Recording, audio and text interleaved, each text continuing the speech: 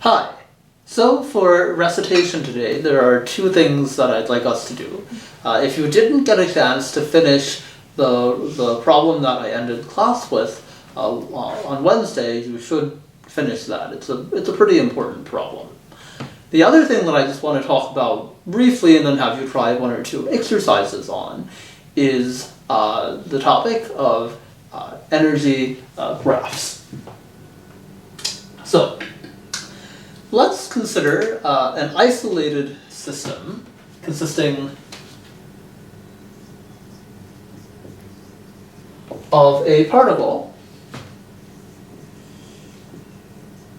and other stuff. And I'm going to be deliberately vague about it, so other stuff that the particle is assumed to be interacting with.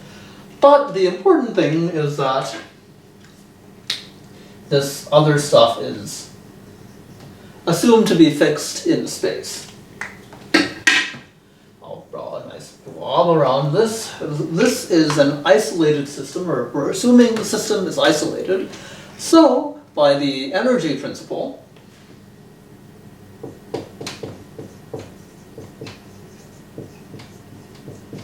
right, we know that the energy of the system has to remain constant, or depending on how you wrote this, you might write this as delta E of the system. Here, change in energy of the system, not an uncertainty, equals 0. Now, with the system thus defined, right, E system has two contributions. We assume that there's a kinetic energy associated with the motion of this particle, and that there's a potential energy associated with whatever the particle is interacting with. And to be consistent with what we're doing with quantum notation, I'll write this as V. We're going to assume that everything is one-dimensional for now. And we're going to assume that this potential energy depends on position x. And so this total energy, kinetic plus potential, has to stay constant. Now, what good is this, and can we think about some real-world examples? Probably the best example to first think about is gravity.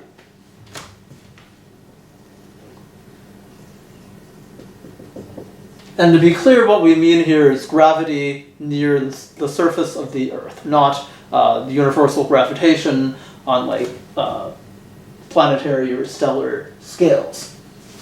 So imagine the situation where I have a ball and it's sitting on the ground and I throw the ball up with some initial velocity. The ball goes up, it slows down.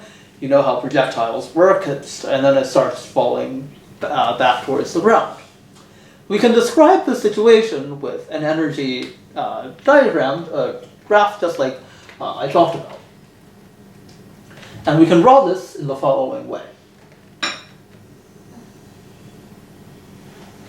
So I'll draw this as a function of y here, since we assume plus y is up.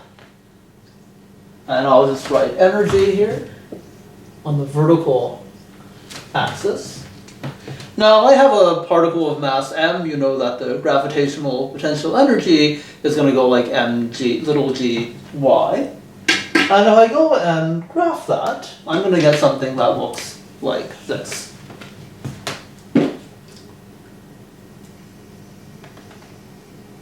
It's going to be just a straight line. This is my potential energy, V of y.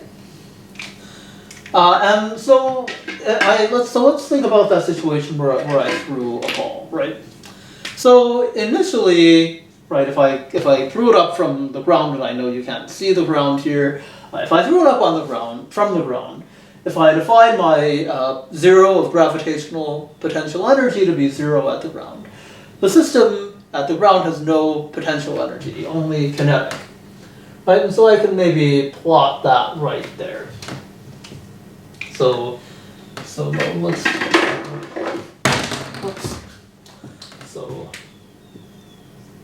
launch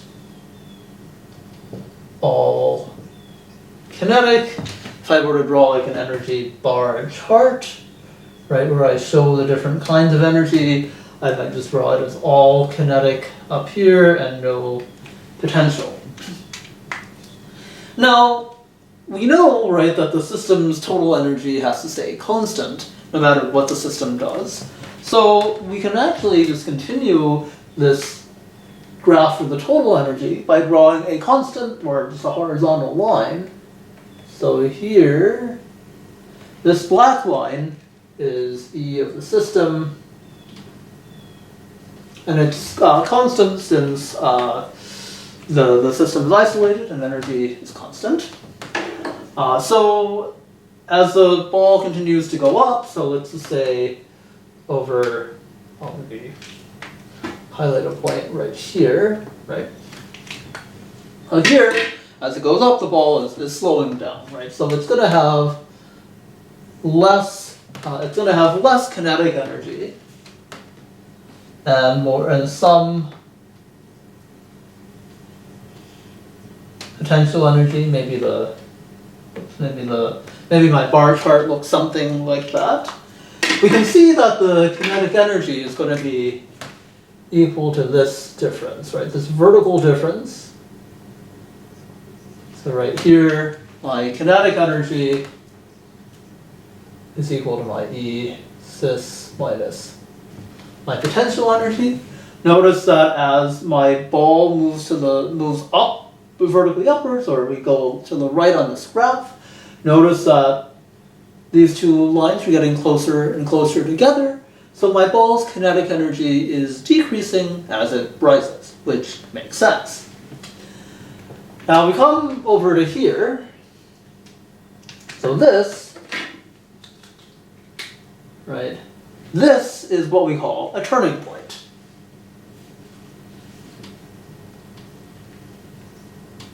Right, because we know that the ball is going to turn around. It can't keep going over here. There's no such thing as a negative kinetic energy. So here, right, there's zero kinetic energy, and all of the energy is potential. If I draw another bar chart for that, it will there be all potential and, be a V, not a U. I'm trying to be consistent in my notation. We have all potential energy and no kinetic over here. And then as the ball falls, it's going to do the same thing, right? It's going to fall and speed up, etc. Over here, right, notice that it doesn't matter with whether the ball is moving up or down. It's going to have the same speed at the same height. Kinetic energy is a scalar and doesn't tell you anything about direction. So we've seen how sort of these energy diagrams, energy graphs work, and sort of seen how to think about them in terms of, the particle speeding up or slowing down, and about turning points. There's one other important point I want to mention, which is the force on the particle. So let me use black over here. So force on particle due to all the other stuff. So all the other stuff in the system, that force turns out to be, or the x component of that force turns out to be minus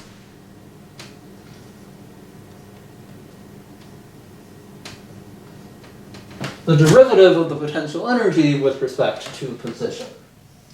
So this is super important, and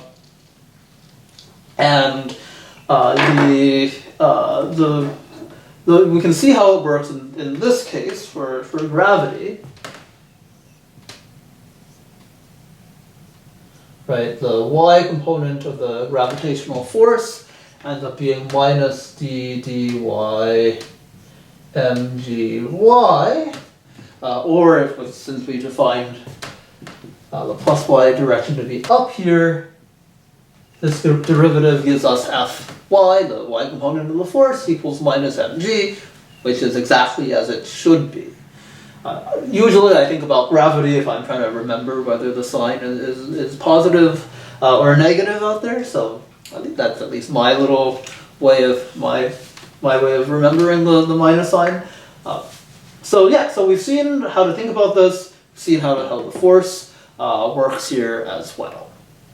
Okay, I want to look at one more example, and then I'll cut to a short a short FET animation, and then I'll have you think about two questions about energy diagrams for today's recitation work. The one other physical example I want to point out, and it's one we'll revisit in a couple of weeks, is a mass on a spring. So we assume we have a horizontal system with a block of mass m and a spring. I'm going to call the spring constant kappa this time so that we don't confuse it with wave number. And we assume that the spring is in equilibrium at x equals x naught. And if I graph the potential energy here, right, we know that the potential energy is going to be 1/2 k times the displacement x minus x naught squared. And so similarly, if I think about the block having some total energy, so maybe it looks like this. So here's the system, right? Once again, we can see how it's going to have two turning points here and here. Also, as we saw, as you might expect, right, over in this region, right, as the block, right, as it goes this way, right, as the block is here and here, so for x less than x naught, and is moving to the right, its kinetic energy is going to be increasing, it's speeding up. Conversely, if it's moving to the left, it's slowing down. And the opposite happens over here for x greater than x naught, right, as the spring stretches. If the block's moving to the right, it's going to slow down. One other thing to point out here is how there's a relationship between the force and the potential energy. Right, so we have F equals minus dv dx. And I think you can convince yourself from taking the derivative of this, since we have 1/2 k kappa x minus x naught squared, we have minus kappa x minus x naught. And that is, of course, just Hooke's law. I'll draw that for you here. And we're going to have something like, we'll have something like that. So I just wanted to show you one thing with this energy skate park FET simulation. So let's do so. Here we've got a skater, and you can change the skater to an animal or a ball if you want. But we can see the skater here doing simple harmonic motion, just like we talked about for a harmonic for a mass on a spring.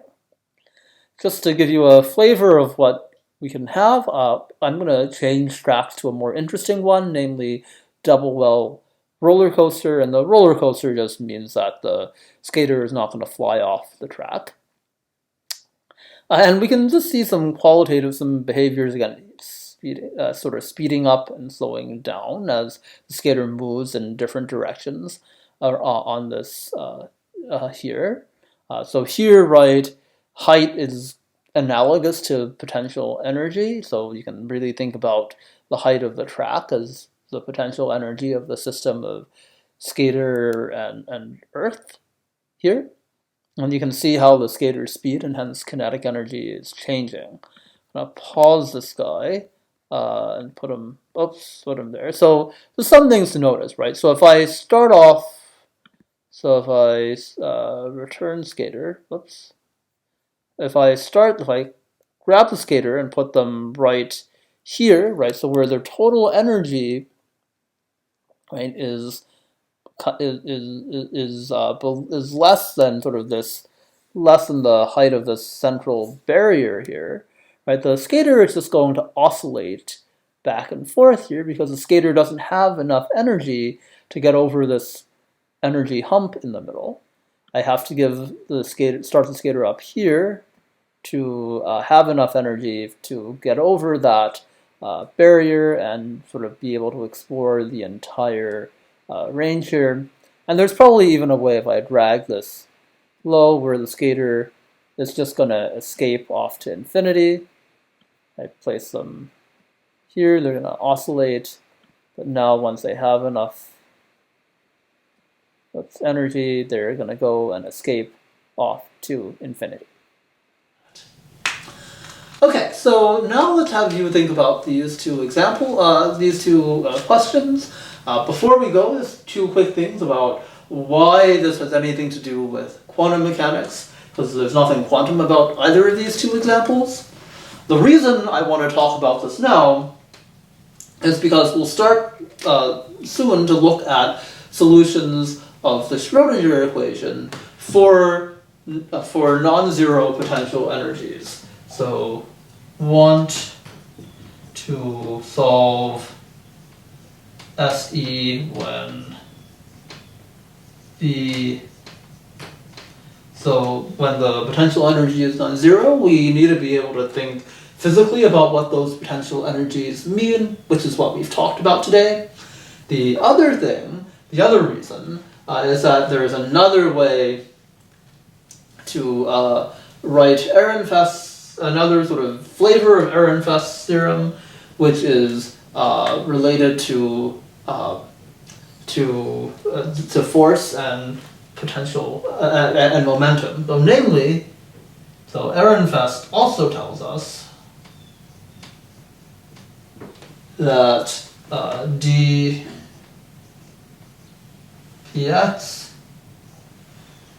dt is going to be minus the expectation value of the potential energy dx. So we have force here on the right equaling the rate of change of the expectation value of the x component of momentum. So this is Newton's second law. And again, I'm not gonna try to derive this, but I just wanted to mention it because this is sort of the correspondence between quantum and classical physics. All right, so have fun with those two examples, and I'll see you on Friday.